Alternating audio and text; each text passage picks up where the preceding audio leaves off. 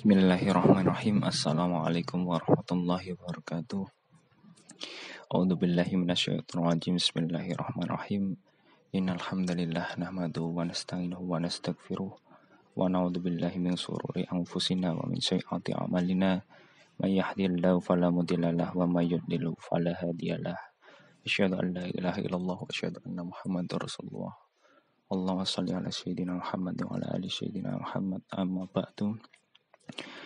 Puji syukur kehadirat Allah SWT yang telah melimpahkan rahmat, taufik serta hidayahnya, sehingga pada kesempatan kali ini kita bisa berkumpul dalam rangka belajar tentang pembagian hadis berdasarkan kuantitas. Kedua kalinya salawat serta salam tak lupa selalu tercurahkan kepada junjungan kita Nabi Muhammad SAW bi qaulina Allahumma shalli wa sallim wa barik alaihi. Baik, terima kasih. Saya di sini Balia Ziaul Haq Ahmadin akan memberikan ulasan sedikit berkaitan pembagian hadis berdasarkan kuantitas dan kualitasnya. Baik, tanpa berlama-lama, mari kita simak penjelasannya. Nah, yang pertama, hadis menjadi dasar dalam agama Islam yang termasuk dalam sumber hukum yang mutafak, Al-Quran, Al-Hadis, Ijma' dan Qiyas. Al-Quran merupakan sumber dan dasar ajaran Islam, tapi juga hadis termasuk sumber yang mutafak dalam hukum Islam. Bahkan Ijma' dan Qiyas juga termasuk sumber hukum yang mutafak. Jadi untuk pembagian hadis berdasarkan kuantitas, jadi kita membicarakan tentang angka atau jumlah. Jadi jika didasarkan dari kuantitasnya berdasarkan jumlah, jadi terbagi menjadi dua, yakni hadis mutawatir dan hadis ahad. Nah, apakah hadis mutawatir itu? Apa? Jadi hadis mutawatir adalah hadis yang diriwayatkan oleh jumlah perawi yang banyak dan menurut adat kebiasaan itu mustahil mereka berkumpul dan bersepakat untuk berdusta. Nah, jadi hadis mutawatir itu diriwayatkan oleh orang yang banyak dan tidak mungkin mereka, para perawi itu berkumpul dan berdusta terhadap apa yang diriwayatkannya.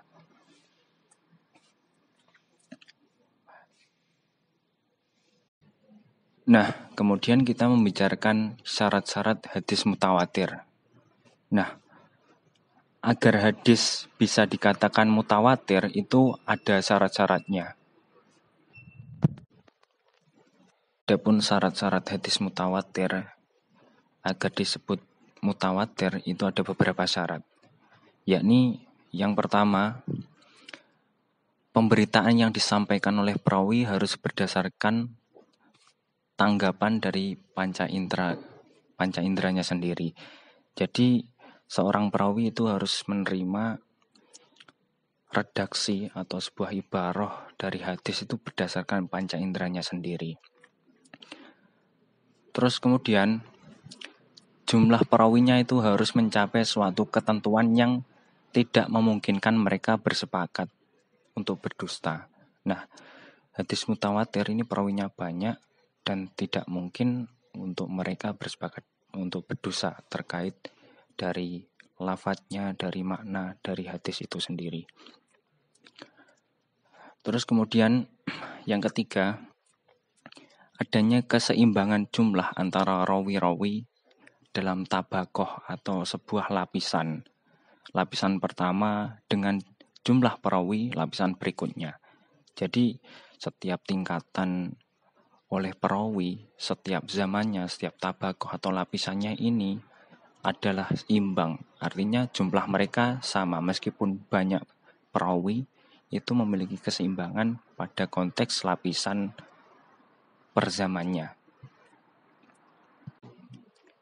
Nah, jika melihat konteks dari begitu ketatnya syarat dari hadis mutawatir, maka sedikit sekali jika dibandingkan dengan hadis-hadis ahad. Jadi jika dilihat dari hal ini, konteks hadis ahad ini lebih banyak daripada hadis yang memiliki derajat atau kuantitas mutawatir.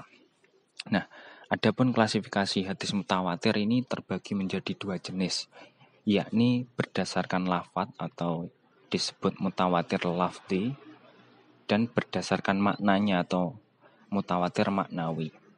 Nah, pada konteks mutawatir lafzi adalah hadis yang diriwayatkan oleh banyak orang yang susunan ibarah atau redaksinya ini sesuai atau benar antara riwayat satu dengan riwayat lainnya, atau bisa dikatakan sama.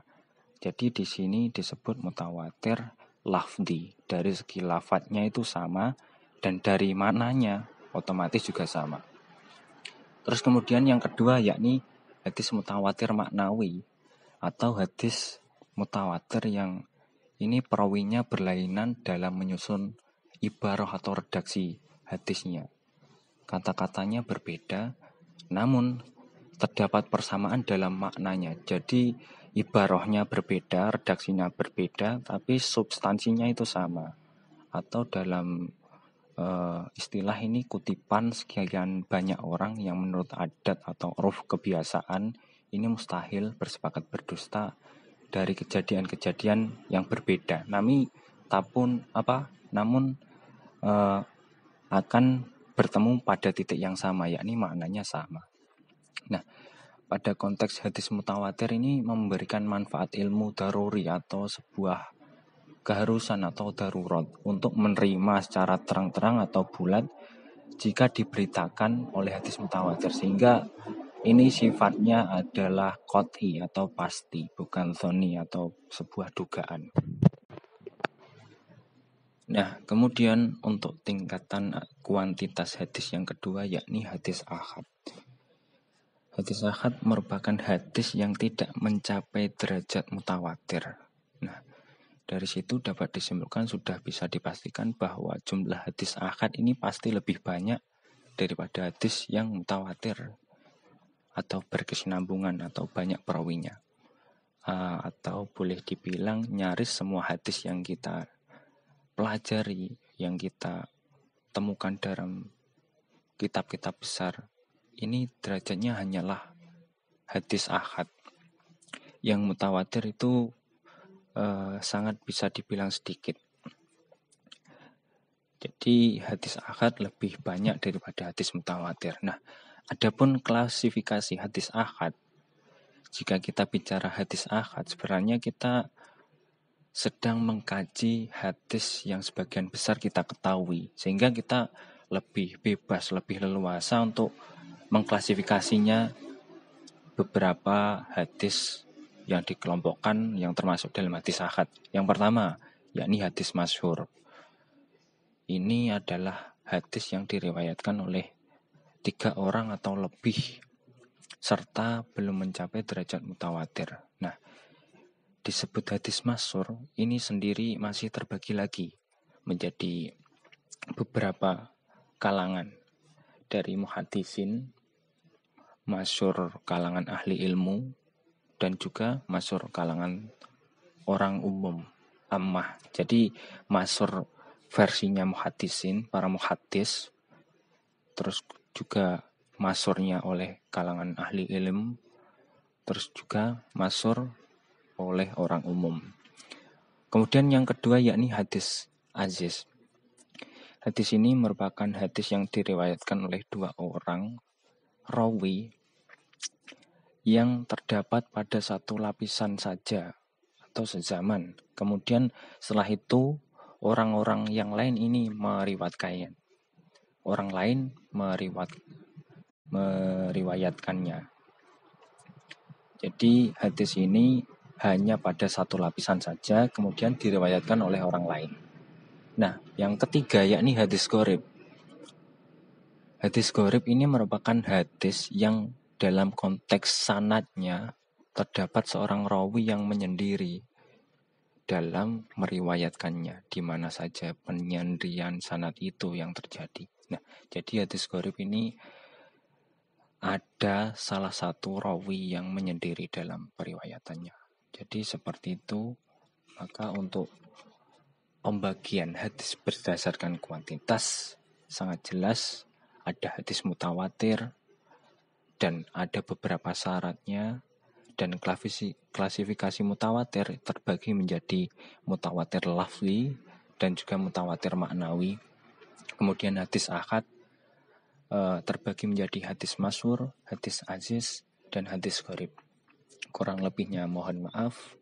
Wallahul muwaffiq ila aqwamit thoriq. Wassalamualaikum.